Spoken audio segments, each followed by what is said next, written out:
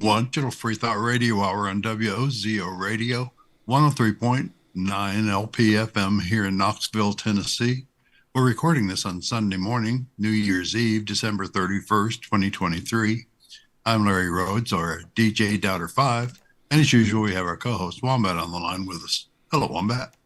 Hey, I got my beard on. I'm wearing a onesie. I've never been more comfortable in my life. If only good. I can end every year like this. No complaints. You got a little gray coming in there at the bottom there. Oh, I got a little gray here and a little here. It's really stylish. Yeah. Digital. Oh, we also have a special guest, Dread Pirate Higgs. Welcome. Thanks for making me special. Nice. And he's from Western Canada, so he's up early. Hi. Digital FreeThought Radio Hour is a talk radio show about atheism, free thought, rational thought, humanism, and the sciences. And conversely, we'll also talk about religions, religious faith, Pastafarianism, gods, holy books, and superstition. And if you get the feeling you're the only non-believer in your town, well, you're just not. Here in Knoxville, even in the middle of the Bible Belt, we have a group of 1,100 of us. We're the Atheist Society of Knoxville, or ASK, and we'll tell you more about us after the mid-show break, so be sure to stick around. Wombat, what's our topic today? I want to know about the courts, and I want to sue someone for not being the religion that I am, because if it's against God's law, it should be the state's law. And I think all laws should cater to my religion and at the exclusion of others. And I also think that my evidence should hold up in court. So let's talk about my spiritual evidence should hold up in court. And as you as atheists, you shouldn't be allowed to testify to. But, that's a lot of stuff. That's a lot of stuff to go through. How about we get through some appetizers first? Swear on the Bible, that's for sure. True. Let's do some appetizers first. We'll have Dread Pirate Higgs lead us for our new celebratory year, or at least, preliminary lead into the new year with some noodles. Awesome. Our newly Lord, who art in a colander, el dente be thy noodles. Thy blood be rum, thy sauce be yum, with meat as it is with vegetables. Give us this day our garlic bread, and forgive us our cussing, as we forgive those who cuss against us. And lead us not into ketoism, but deliver us some carbs. For thine are the meatballs, and the noodles, and the sauce, forever and ever. Ramen. I have 2 points with the prayer. One is al dente. What is al dente? Could you explain that to me? It's to the bite. To the teeth. To the teeth. Okay. To the teeth. It's not so soft that they just kind of fall apart, but that there's a texture to taking a bite of your noodles. Optimal. Yeah, it's optimal. It offers a little resistance to the bite. Yep. No one wants soggy noodles, Right. Like they're made for a reason. There's good instruction in there. And different noodles, of course, have different cooking requirements and time requirements and boiling, because larger noodles will require more time than spaghetti or spaghettini or whatever. And this is my second point. A lot of people, when they do the Lord's Prayer, they have a cadence that starts high. Oh, Holy Father, hallowed be thy name, thy kingdom come. And it just slows down to the point where you're closing your eyes and you're just like, just hurry up so we can eat. Or so we can drive away already. I'm ready to take a nap. But I like that you take the opposite way. And I'm not saying everybody has to, but I do like the, oh, heavenly, and it goes up. And I'm like, I'm ramped up. I'm ready to go. So you have some pretty good skills there. One of the things that happens in our pastats, which is our feasting meetings, is at the end of the prayer, we all pound the table vigorously. Really? In anticipation of digging in. Nice. With the food already on the table? Aye. So like you get the rattles of the forks and everything too? Yep. And the flagons of beer and grog and all the rest of it. Good. Good test of good, strong craftsmanship and woodwork too, I imagine. Yeah? All right. Guys, I want to talk about tables real quick. If you're banging on a table, and you break it, that's something that I can sue you for. I can take you to court for that. But the thing is, how can I prove that you broke my table? I can say, well, look, they banged it. I have this recording where Dredd says he bangs on tables. But I could also say, my God disapproved of the noodly Lord that they were worshiping to. And I can also use that as evidence in court, or can I not? Larry, why can't I, or why can I use spiritual evidence in a courtroom? Well, that's kind of funny you should ask it that way, because we used to be able to. Back before the witch trials in Massachusetts, we used to be able to use spectral evidence. Used to be able to walk into a court and say, "My neighbor, I saw her dancing in the woods with demons," and they would actually have to use that as evidence, against the neighbor. And sometimes they would bring that woman up on witchcraft charges and end up killing her, roasting her on a spit. But nowadays we don't do that anymore. Or we live in the age of scientific discoveries and evidence, and we bring that to the court. Scientific evidence is used in court every day. Spiritual evidence, not so much. Not so much, but not entirely gone either. I think it's pretty much entirely gone. I mean, remember Son of Sam? Didn't he say that God told him to kill those people? And they did not turn him loose because it was God's will. So you can't just go into court and use your religious beliefs or religious claims as evidence in a court of law. Same with the guy that shot John Lennon, right? He said God made him do it. Oh. Yeah. I was thinking, like, there's people who say, well, I was possessed. Or I was thinking about the lady who drowned her children because she heard the voice of God in her head. Andrea Yates.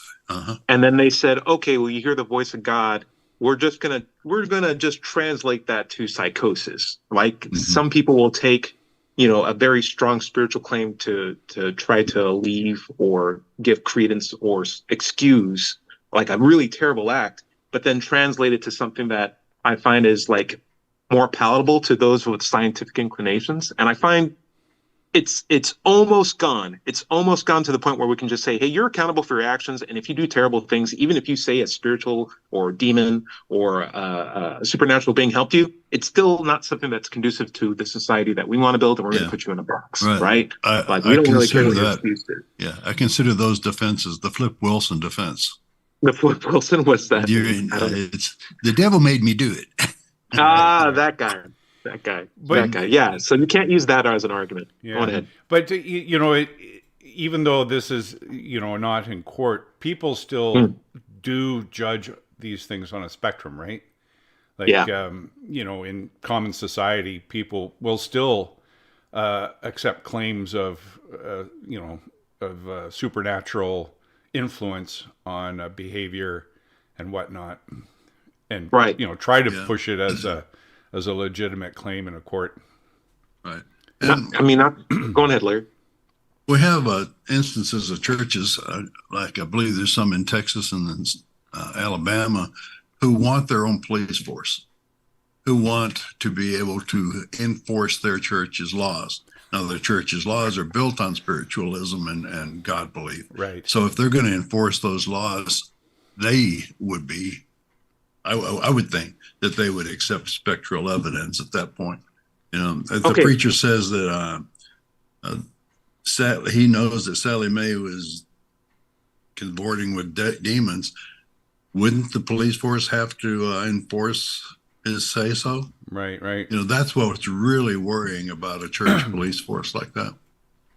And Larry, I want to add some more. I mean, we brought up the Salem witch trials, but I feel like we can bring up even more recent cases. Like, example, the lady who said the devil made me do it when she was drowning her kids, or the evolution trials, when it was put on whether or not you can teach science in schools, or do you have to stick to a creationist model? Or even recently, I believe it was just like last year with the banning or the revocation of Roe versus Wade.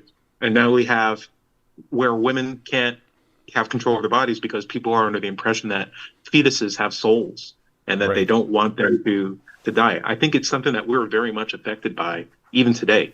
And until we have a higher standard of evidence, we are going to continue to be affected by this, not just in the spiritual sense, but also in the social sense. They're going to be people who just say, oh, this person wears a red hat. They're evil, and it may not be an established religion, but it's just the impression that people have that congregates into a zeitgeist of like This is just how we act and behave because this is our culture, this is our tradition, even if it becomes a dogma that's harmful to other people. Yes, Dred, do you have any absolutely. examples of like something like that maybe even affecting you? Myself? A lot. Yeah. Yeah. Well, I mean, you think about the origin of Pastafarianism was at the Kansas State School Board level, where intelligent design was being introduced as a legitimate science topic to be taught in schools. And Bobby Henderson went there in 2005 and said, well, if you're going to teach that, then you have to teach, the Church of, the Flying Spaghetti Monster as the originator, alongside it with equal time and stress, right? Hey, John Richards. Yeah. Hey, John. Absolutely. Hey, what's up, guys? Hey, what's up, John? John, we're talking about religion in court cases, and the idea that even today we are affected by religion in court. Some examples: Salem witch trial, but even more recently, the banning of abortion in America at the state level or at the federal level. Like the protections that were provided to women taken away under the impression that fetuses might have souls, or at least motivated by people who have that idea, who vote in a block.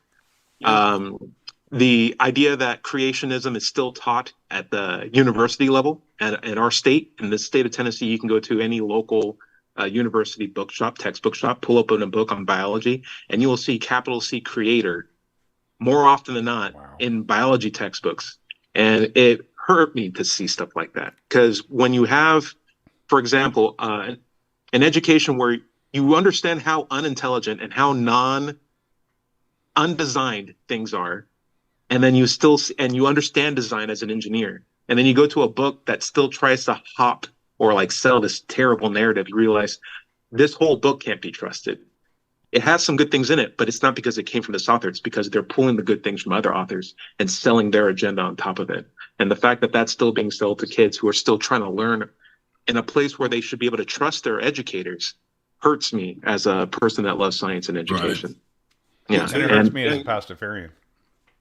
Yeah.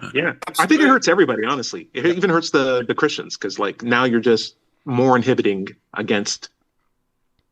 You're just muddying the waters for everybody. You know, like everyone benefits from science, and not everybody benefits from Christianity. That's right. And science should not be determined in a court of law. That's not how science works. Good point. Science should not be determined. Science should inform the courts, not dictate what the courts should do. Right? Well, not. Can you elaborate on that?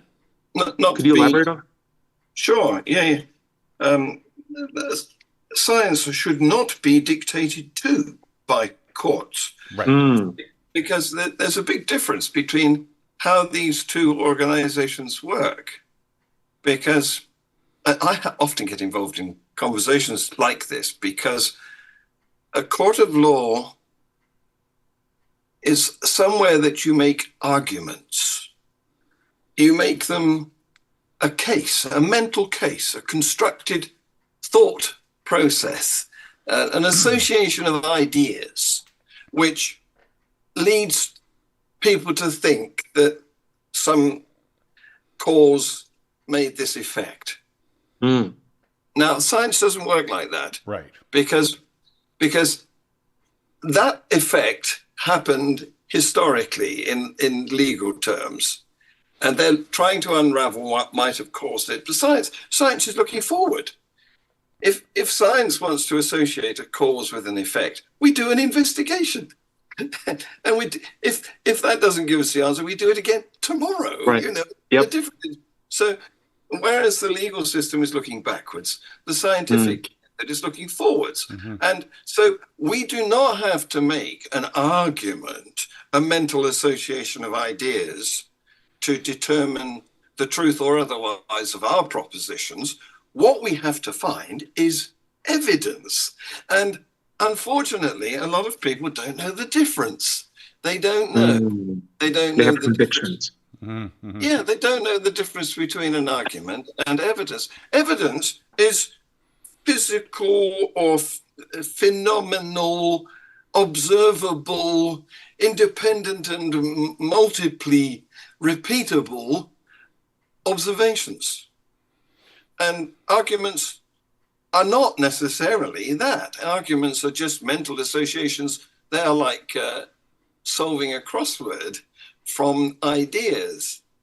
They're not actually relating to the natural realm in the way that science does. So if you were making a case, if you were a prosecutor or a defender in a court of law, you would associate ideas one after another to try and demonstrate the truth of your proposition. Yeah.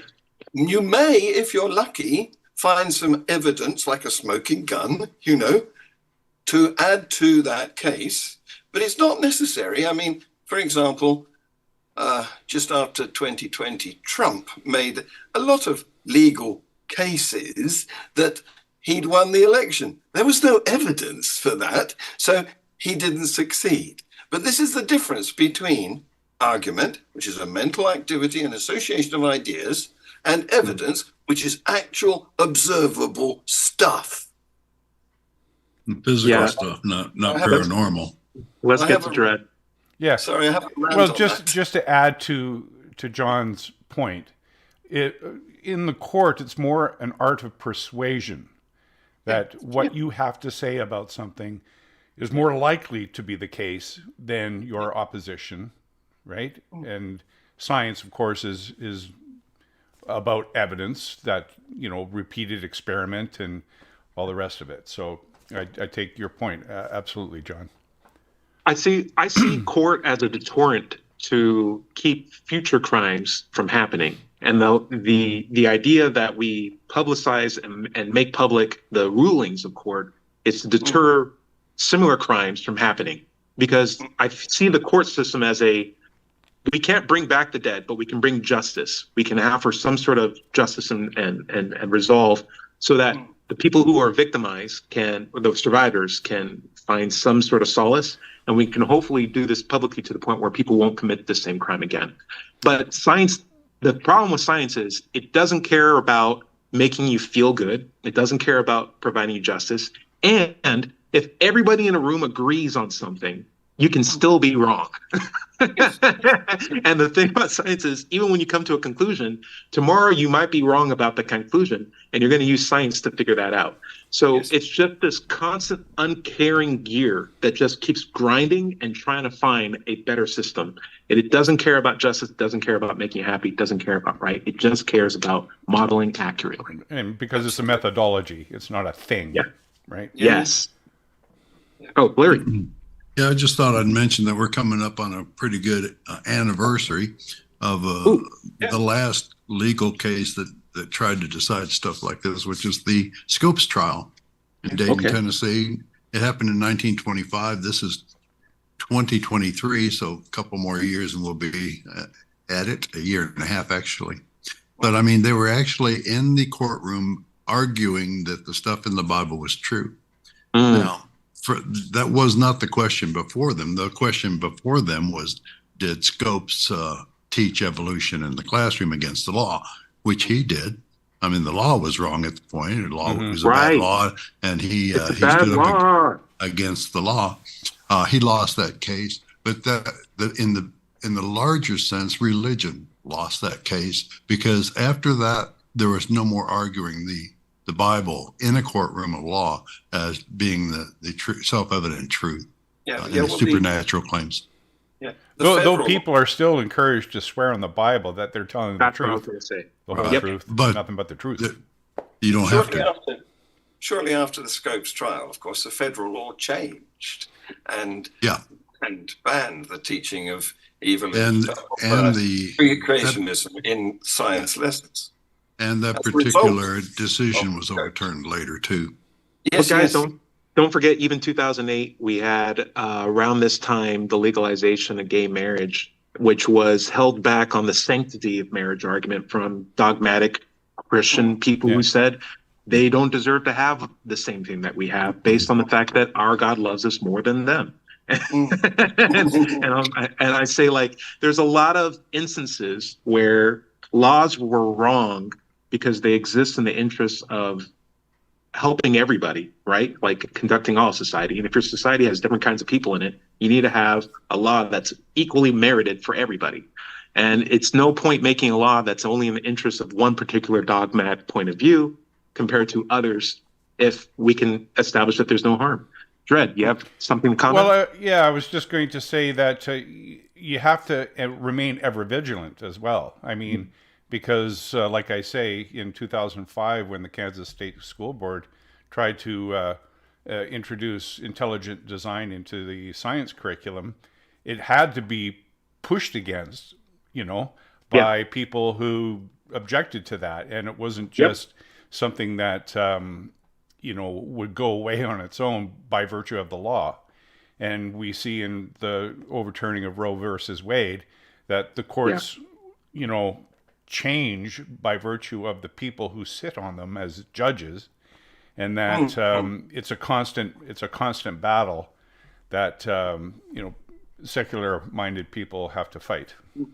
I think the way you kill intelligent design is by getting people away, and this is my small little tangent, you get people away from like the big, cool, sexy science topics like wormholes and gravity and all this other stuff that people are like, oh, I love science. I love talking about these big things. And let them talk about the nitty gritty, the really, really complex mechanisms that small things have to do to move from one point of your body to another one. Chemotaxis, right? Cilia, that flagella, things that aren't amazing, but are incredibly complicated, but like can only exist through trial and error over multiple generations, and largely mostly fails. Like when when your white blood cells are trying to find bacteria, they don't find them every single time. And that's how people can get sick. And so like, why is there this system that's keeping us immune that's imperfect, right? It's because it wasn't designed. It's just trying to do its best, as best as it possibly can. And there's going to be holes, and other things will take advantage of that. When you realize how fragile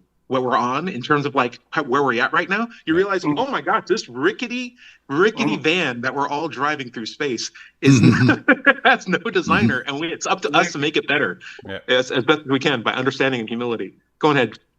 Here's a question. If the Bible can be used as evidence in courts of law, why not the Quran? In some places it is, right?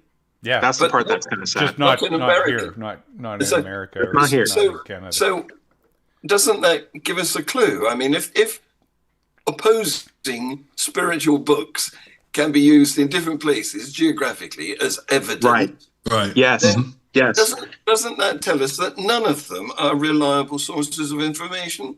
Yes. I'd say I'd actually made that point when after the October 7th.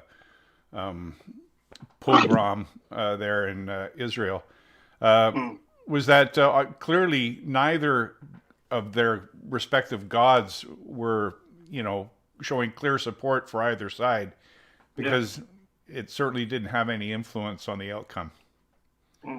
That's pretty damning evidence that neither of those thought systems are valid. I also want to throw out another thing too. We can use the scientific method on judicial practices as well, and learn bad laws that are, ineffective and, if anything, discriminatory, and replace them or change them or get rid of them entirely, right? And we need to understand that like that process is also a scientific process, but it's slow because when we are wrong about something, there's so much ego invested in it that it takes a lot of political persuasion to get people off the wrong track. And it's not as evidence driven as science, where it's just, hey, you said this weighed 40 grams, it doesn't weigh 40 grams. Oh, you're right, it weighs 20 grams. Okay, moving on. Like this is a much slower, as you guys had alluded to, an act of persuasion to get people on board with changing a lot of these laws. And so the only thing we can do is not muddy the waters. I say get religion out of the door, because what's muddier than that?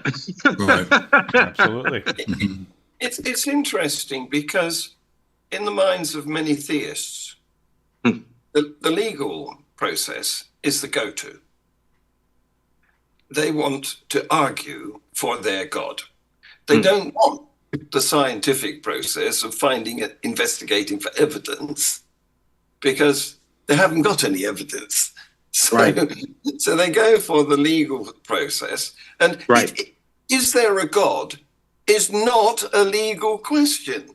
It's not something that could be decided. And it's not one you can never get evidence for, right? Exactly. It's a scientific question. It's like, is there a Loch Ness monster? And you wouldn't go to a court of law and try and argue that. You'd go to Loch Ness and look for it. Right. No, we need to take a break. We're getting in the bottom of the hour here. This is the Digital FreeThought Radio Hour on WOZO Radio, 103.9 LPFM here in Knoxville, Tennessee. We'll be right back after this short break. I'm just going to grab a coffee. Okay. Thanks for keeping us honest, Larry.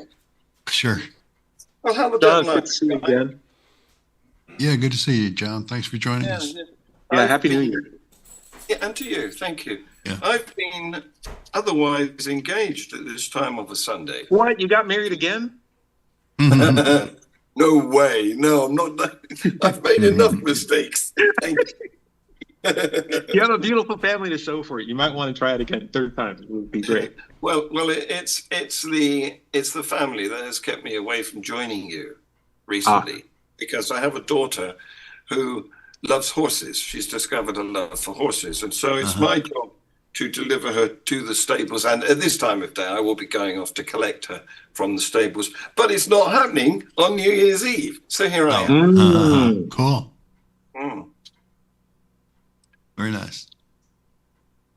So what have you been doing? Okay, I picked up a drone. And the cool thing about it is it has about a 7 mile, which is, I got to do the math again. There's more miles. So it's 14 kilometers, 11 kilometer range. 11, yeah. With like with a 4K camera, 60 frames per second. And I can just take off from inside my living room and just fly to basically the city limit at 400 feet above the ground. And then just like look around and like fly all the way back, land on my patio back porch and be like, I just went to the park. I just checked out the farmer's market. Is the gym open? I checked that out. Okay, cool. How's the traffic look like?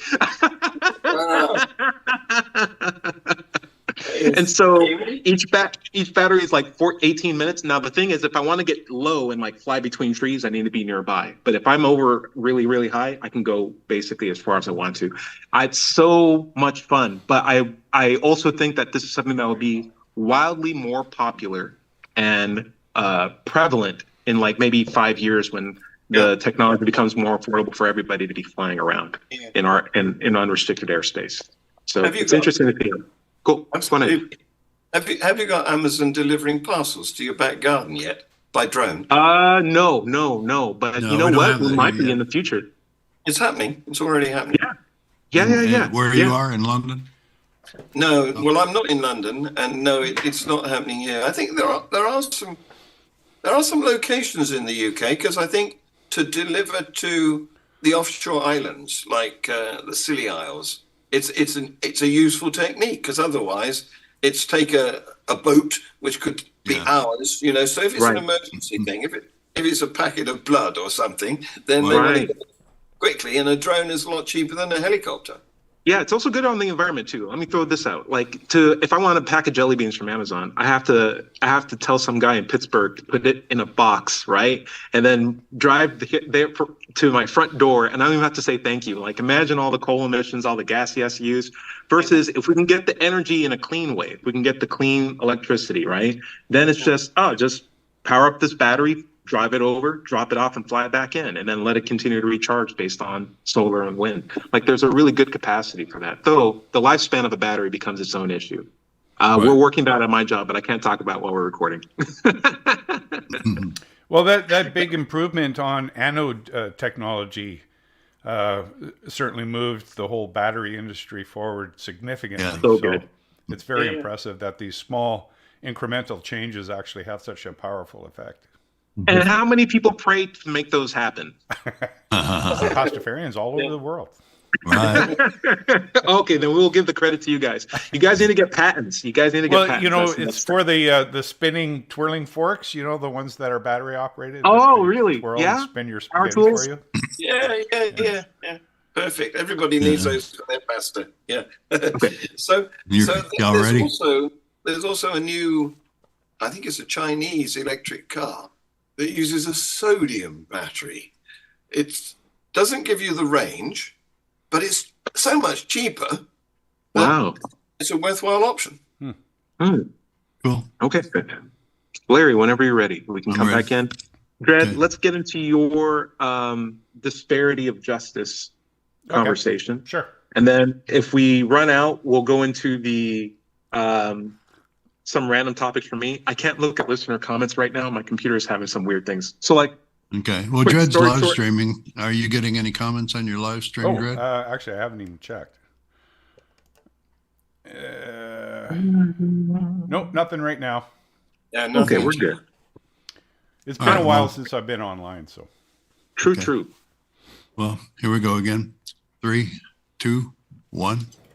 Welcome back to the second half of the Digital FreeThought Radio Hour. I'm Doubter 5, and we're on WOZO Radio, 103.9 LPFM here in Knoxville, Tennessee. Let's take just a moment to talk about the Atheist Society of Knoxville. ASK was founded in 2002. We're in our 21st year, almost 22nd year now. We have over 1,100 members. We have weekly in-person meetings every Tuesday evening in Knoxville's Old City at Barley's Tap Room and Pizzeria. Look for us inside at the high top tables or if it's pretty weather outside on the deck. You can find us online at Facebook, meetup.com, or at our website, knoxvilleatheist.org. You can just Google Knoxville Atheist for that matter, just that simple. By the way, if you don't live in Knoxville, you should still go to Meetup and do a search for an atheist group in your town. Don't find one? Start one. That's right. Wombat, where do you want to pick up? I really wanted to point out that the idea that religion comes into play on civil matters is almost non-existent, and that everyone plays on a fair playing field. And there's no one better to speak to that than Dred Power Higgs. Please explain to me how, as a Pastafarian, you've been treated with nothing but equity and equality in the courtrooms. Yes, Thank you, indeed. Dred. Yeah.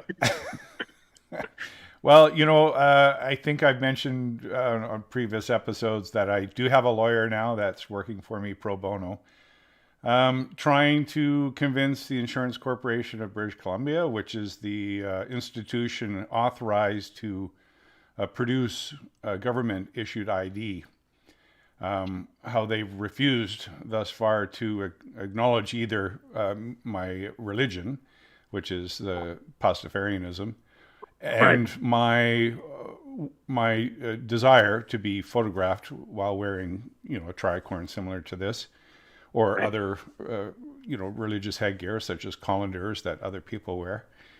And now hold on, Dred. I can't recognize you when you wear that hat. Maybe that's the issue. Like I can't see what your face is. I can't see your eyes. Right. Maybe that's the government's answer. It's like my facial recognition technology just doesn't work when you put something like that on your head. And the argument could be made, but they don't actually even make that argument. They, under their own policy, they say we recognize and respect people's religious beliefs, and so certain religious ideologies are, or persons who represent, particularly as Sikhs or as Hindus, are permitted to wear their turbans, and insofar as those headgear choices do not interfere with facial recognition technology, they're allowed to wear them. Even women with burqas and and chandrus, or whatever the other names are for the various kinds of headgear, accommodation is made for them to do so. Wow. But right down to the BC Human Rights organization here, they just looked at my argument and said, well, you're a Pastafarian, you guys make fun of other religions, and therefore we don't acknowledge your right to exist, so go away. And it's been coming up on 7 years now that we've been fighting this, and like I say, with this lawyer on hand, initially he said that what we should do is go for, under Section 2A of the Charter of Rights and Freedoms in Canada is the freedom to religion and religious expression. And it also includes freedom of conscience. And so he was suggesting that we go under the freedom of conscience thing. And I said, no. Let's argue this on the principle that if you're going to allow one religion institutional privilege, that it should go to anyone who makes a similar claim, regardless of what their religious claims are. I mean, if you're going to give it to one, give it to all, equitably and under the same guidance as under the Charter of Rights and Freedoms. So. Can I make a weird angle at this? You have to buy your license, right? As you're yes. effectively paying like some sort of fee or like transaction, right? It's coming out of your own money to get this license. I remember when I had prescription sunglasses in high school once, right? And I got my learner's permit there. And I got a picture with my prescription sunglasses on for my learner's permit, my driver's permit. And the lady at the constable's office, I'm trying to help John Richards understand all the terminology, at the police department transportation depot clerk, she says, you have to take those glasses off. And I said, the prescription. And she's like, do you have prescription as part of your permit? It's like, yeah. And she's like, okay, well then, I mean, you're buying your license. If you want your glasses on it, go take it. And I thought in my head, I'm like, that makes perfect sense. I'm buying my own permit license. I have prescription glasses. There's nothing in the code that says that they have to not be sunglasses, right? Yeah. Let me just move forward. It's my money. I'm deciding it for myself. And this is what I'm going to look like when I walk out the door. It's such a... Well, I'm sorry, you said fact? In fact, because you were buying a car driver license, you should have been representing yourself in the garb that you wear to drive a car. Exactly. If someone wants to find out what I look like, that's what I would look like, right? Yeah. I'm not asking the government to pay for it for me. I'm paying for it myself. So, like, who is at burden to simply just click the camera button and let me walk out the door? Right. Because it's inconvenience for everybody to look like how I look like in my picture. And it's my own money. I don't understand how I shouldn't. The whole point of this is it's not understandable. You can't rationalize it. It's just, obstinance in the worst format, right? Absolutely. But it's so silly because you could that clerk was just like, oh, it's your prescription? Okay, fine. If that's what you're going to look like and you're paying for it, works for me. Chick, walked out the door.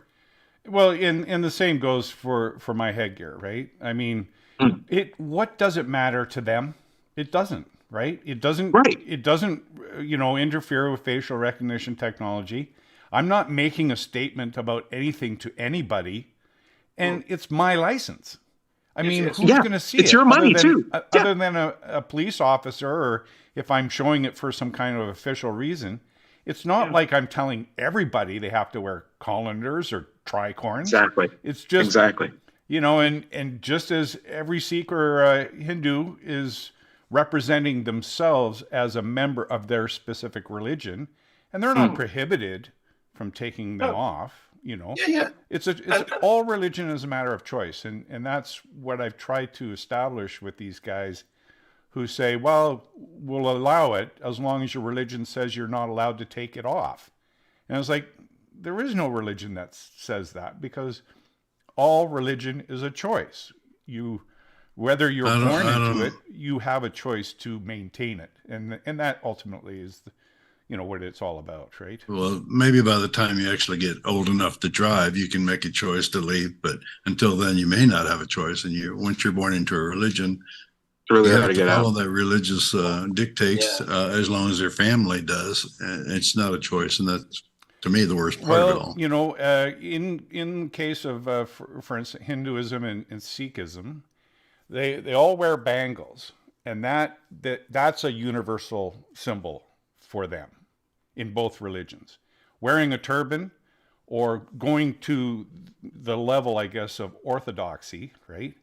In those respective religions is what determines whether or not you're going to wear a turban or not. Yeah.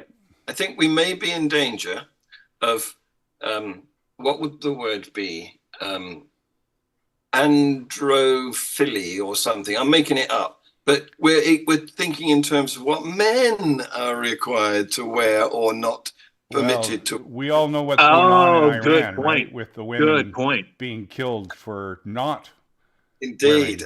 Yeah, it's not a choice for you guys. But we have to remember, I don't want to say something cheeky, but like the whole idea of religion's never been catering to females to begin with, right? No. Right? And they're freedom. Not in recent ones, anyway. Yeah. Religion has always been a demonstration of a power play, whether it's keeping people from not getting pictures on their driver's license, which has no impact on any other course of their life. Like you are a person that decides what a picture looks like on a car license, not a establishment of like a third party guy. Go ahead, Don. So here's the thing. In a Muslim country where women are allowed to drive, that's not all of them, of course. Only recently did Saudi Arabia permit some of their women to drive. But where they are allowed to drive, should they be photographed in a burqa? Right. Yeah, the whole idea is just, regardless of the courts, I've always so I told you how I see courts. They exist as a deterrent as much as a way to seek resolution and justice, right? But I also see religion as a means to just instill a pecking order of in-groups and out-groups. Mm-hmm. And at the end of the day, the things that come of value from religion, like the community aspects, charity, togetherness, family values, they don't belong to religion. They've been co-opted by dogmas from better sources, honestly, and just stamped with their label or their brand and said, well, this is Christian values. Well, there are values before Christianity, right? And I like the assemblage of values that exist there. Well, this is a Christian holiday. I'm pretty sure this holiday existed before you guys came along. It's a lot more fun before we have to sing the same 16 songs over and over again. And I'm tired of hearing those same songs. We need a new soundtrack for Christmas. But regardless of whatever the case is, I would love to see religion understand its place and us as a society put it in that place. So instead of it putting us in places, and I can't think of better examples than the consequences that Dred's going through, issues that are going on in Muslim-dominated countries, issues that are going on in America with Christian right, dictating laws and access to healthcare, access to or the privileges that women have over their own bodies, et cetera. It's a myriad of terrible. Did I pronounce that right? Myriad, John Richardson, Dred. You always myriad. Yeah. Huh? Yeah. Myriad? Yeah. It's a myriad. Okay. I want to ask. It's an assemblage of terrible things. Go ahead. I want to ask Dred. What are Pastafarian women encouraged to wear on their heads? Whatever they wish. So, however Pastafarianism is really, it's about representing your belief system, and you do it in the fashion you find appealing to yourself, and it's a matter of choice, ultimately. Yes. So I still want to get back to this burqa-clad woman being photographed for her driving license ID. It's not going to look. It's not going to make her look like a responsible driver, is it? Though, here's my other thing too. What I hate about Pastafarianism when it's being addressed by Christians is that it's always in the framing of, well, you're making fun of my religion, right? Yeah. And the question that I have is, what do you have anything to do with how I express myself? And why am I always being framed in your perspectives? Like, I have my own perspective and it has nothing to do with you. In fact, if all Christians went on a rocket ship and blasted off to Mars tomorrow, I'd still be a Pastafarian, still doing my Pastafarian things, and I would never see you guys again, and I'd still be doing the exact same things. So don't judge me by what you're doing. I'm doing something entirely independent of you. And if it bothers you, that says more about you than it does about me. Yeah. You know, the interesting thing is that while, Christians may, say that we're making fun of their religion, they do it in the same breath that they make fun of mine. Yeah. They're saying, well, that's a flying spaceship. That's ridiculous. How could that possibly be true? And I said, well, I mean, are all your claims like reasonable ones, like virgin birth and, or the Muslim Muhammad flying to heaven on a winged horse? How many of those are out there, I wonder? Good point. So like I say, they're saying two things out of their mouth in the same breath, right? Sometimes, yeah, it's the exact same sentence. Like, my silly religion, your silly religion just mocks my religion. Yeah. Yes. Like, you literally just mocking me at the same time you just said that. And the thing is, with Pastafarianism, we're open to being wrong. Like, if it could be demonstrated that a flying spaghetti monster didn't do all this stuff, then we would acquiesce and say, okay, well, we get it. Moving on. Too bad. Moving on. We'll try contest, bacon next. Contest to the bottom to see who's got the most silly religion. So, but what we wear on our heads is not just a matter of hats, is it? I mean, if you take the Hare Krishna, they've got to have their head shaved, except for sort of a back mohawk thing which ends in a tail that's dyed blonde. Yeah. And that's so when the rapture happens, God can pull them up.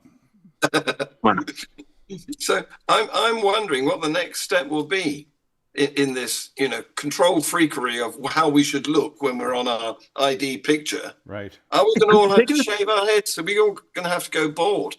What about beard?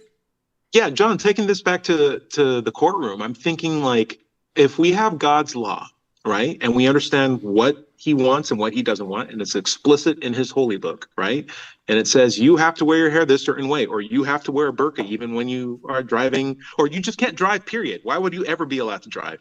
And there are some states that let women drive. Or there are Pastafarians that want to have their hats on, but Christians don't like it, but we know God's word, right? And it's like, hey, there shouldn't be any other God than my God, right?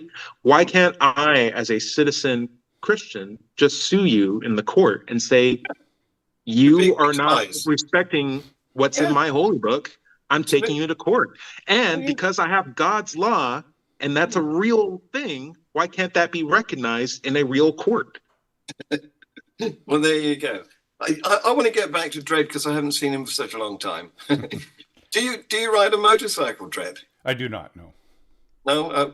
I know how to, but I don't. Yeah. I was going to ask whether Pastafarians wear their tricorn on top of their crash helmet, or...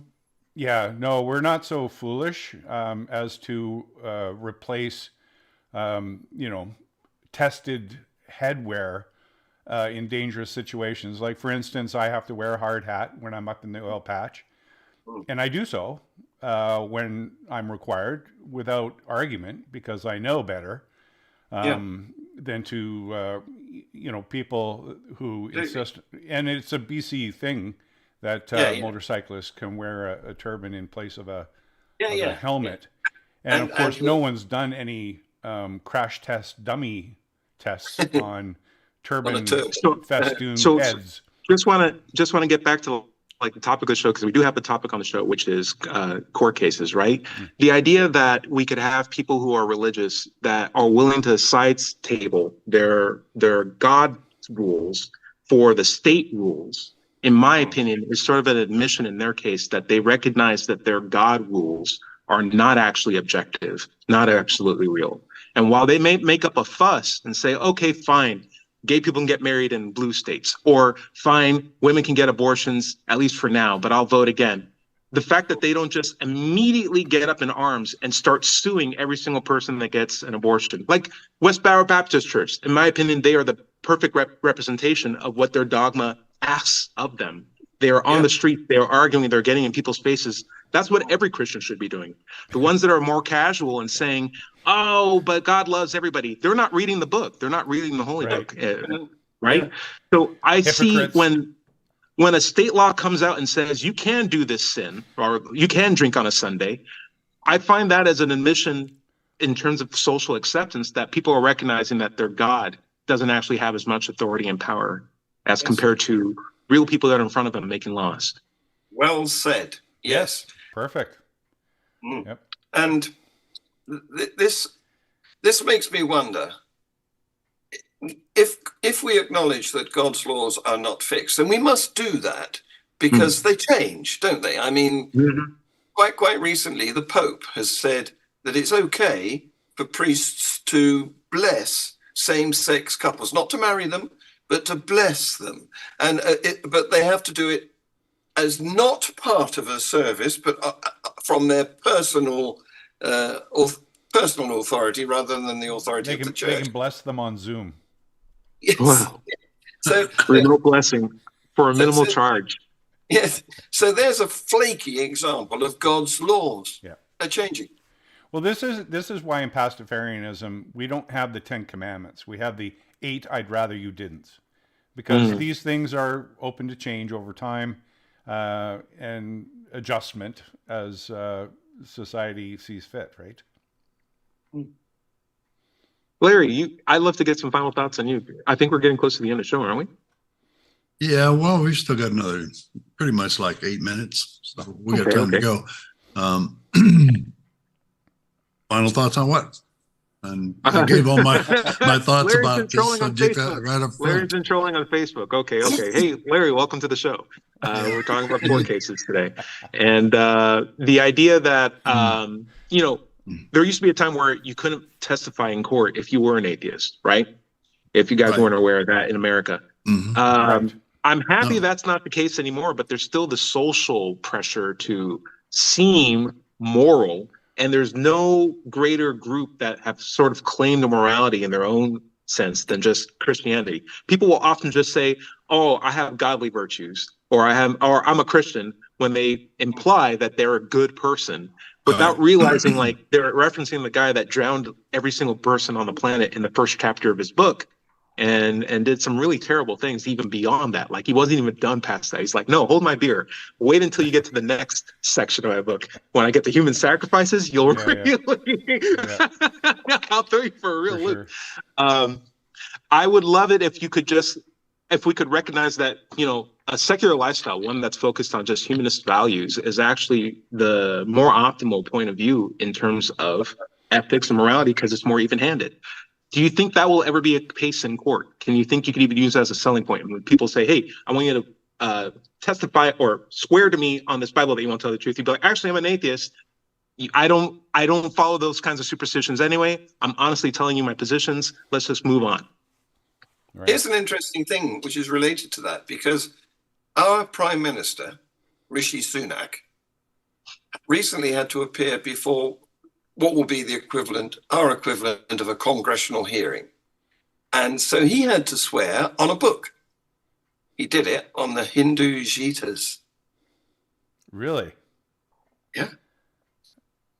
Huh. In a country which has an established Christian church. Well, I was wondering, like, if I had the opportunity to swear on something, if I could just swear on a newspaper and just say, "Yeah, I'm pretty sure most of the stuff in here is more factual," or research things than any holy book. Just give me a newspaper. And what gets me is, when they say, "I'm a Christian," so so and so, like they're not 30,000 different sects of Christianity. It doesn't really nail down anything. Right. Yeah. My choice would be The Hitchhiker's Guide to the Universe. I'd swear on that. There you go. Yeah. That's a long and silly book, but sure. It's Hitchhiker's Guide to the Galaxy, isn't it? Yeah. Probably, yeah. Yeah, the Skeptic's Guide to the Universe is the podcast I listen to. Yeah. Okay. Larry, would there be a book that you'd prefer to swear on if you had to do swearing at all? Well, it would either be A Demon Haunted World by Carl Sagan. Beautiful. Or Origin of Species. Good choice. Yeah, those would be good choices for sure. If it's just based on book recommendations, I would do an Isaac Asimov book called Azazel, which is a really, really Isaac Asimov, of course, does sci-fi, but he also does fantasy, and those aren't as well known. But his fairy tale fantasies are always obviously engineered in such a way that they're so meticulous that they may as well be a science. And then there's this weird little demon that can be summoned from the gates of hell that can give you like this monkey paws wish. He can let you walk on water, but it also works on ice. And so and the humidity in the air makes you like levitate unnaturally. So like every single time someone wishes, something terrible happens. And it's always funny how meticulous principles of science get in the way of magic. And as it goes, it's like, "Hey, I gave you the wish. I tried my best." There's so many fun, weird little things, but it's just a good model to show people how intricate these systems that we rely on are. And when we close our mind to magic, we lose the true beauty of science. And I'd say, like, if you read this book, you'd actually, even though it's a fantasy book filled with demons and magic, have a deeper mechanism. Azazel by Isaac Asimov. Azazel. And yeah, if you get his short book compilation Gold, which is like probably the most popular Isaac Asimov short story compilation, you'll get one of his Azazel stories in it. And I guarantee you it's the best short story in that book. It's the one he's most proud of. Cool.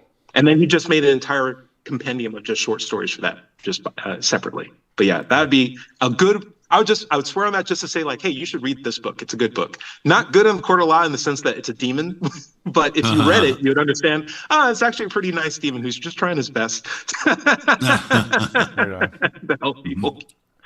Anyway. The little demon that could. The little demon that could. Yeah. If anything, the Bible has demons in it. So, like, what's the problem? Yes. Yeah. All right. We should probably start signing out or giving last words. Yeah. Right. I'd love to do away with the idea of swearing on things altogether. Like, I'm in a court of law. I should be held to the same standards of perjury or lying in court, regardless of whether I pretend to lie or tell the truth or not. Let's just save ourselves a step, since this is all taxpayer time, and move forward with the court proceedings. They already take long enough as is. Right. That's absolutely. Which they're trying to do in Australia, where they still start most council meetings with the Lord's Prayer, and in some areas they are now saying we're not going to do that anymore. So progress. Nice. Yeah. Progress. So where can we find your stuff, guys? Well, I guess I'll go first. I'm actually live streaming this today after a long absence on my YouTube channel, which is Mind Pirate, MINDPYRATE. It is Sunday morning at 7 a.m. Pacific Standard Time, and that's where you can find me. I just wanted to also put in a plug here for a thing that's coming up in June with Richard Dawkins going from Dublin to Iceland on a boat with 152 people, which I'm looking at going in June. So oh wow, check it out. Okay. Check it out. It's you can find it on skeptic.com/Dublin 2024 if you're interested. Yeah. Please tell me you're taking your tricorn with you. You're taking your tricorn with you, right? Please. Yeah, of course. Yeah, absolutely. Okay, good. Yeah. Bring extra. That sounds like a fun time. Great. Yeah. You can find myself on YouTube. That's about it. John, go ahead. If you're looking at cruises with interesting people, there's also one involving AC Grayling and I think Lawrence Krauss that's going to Finland, but that's in April. Nice. Yeah. So if you want to look at my stuff, I've recently been asked to take over the Atheism UK YouTube channel. So I've now got 2 channels, and inspired by an interview that I had back in the summer. So there's a very short video clip from that. I had then made 9 more very short interviews about my worldview. And so I'm the executive president of Atheism UK. Can't say it, but I am. And so if you want to go to the Atheism UK YouTube channel, you can see 10 little tiny videos about my thoughts. Cool. Nice. Okay. Wonderful. Cool. And my content. Todd, did you get yours in there? Yeah, I'll be on YouTube or your local Dollar General, because I'm at the end of the year, which means I've successfully I've kept my commitment to not eat chips or candy for this entire year. And as soon as the clock strikes 12, I'm getting that salt and sugar in. So your local. Congratulations. Grocery store. Yeah. Stock it up. Okay. Yeah. That's People your can cat's find. influence, isn't it? Your evil cat's influence. It's true. Yeah. Reminder, you can find this show on podcasts everywhere. Just search for Digital FreeThought Radio Hour. And if you're watching this on YouTube, be sure to like and subscribe. My content can be found at digitalfreethought.com. Be sure to click on the blog button for our radio show archives, atheist songs, and many articles on the subject. My YouTube channel handle is @Doubter5. You can find my book, Atheism, What's It All About, on Amazon. Thank you, Dred. Remember, everybody is going to somebody else's hell, The time to worry about it is when they prove that heavens and hells and souls are real. Until then, don't sweat it. Enjoy your life. And we'll see you next Wednesday night at 7 o'clock here on WOZO Radio. Say bye, everybody.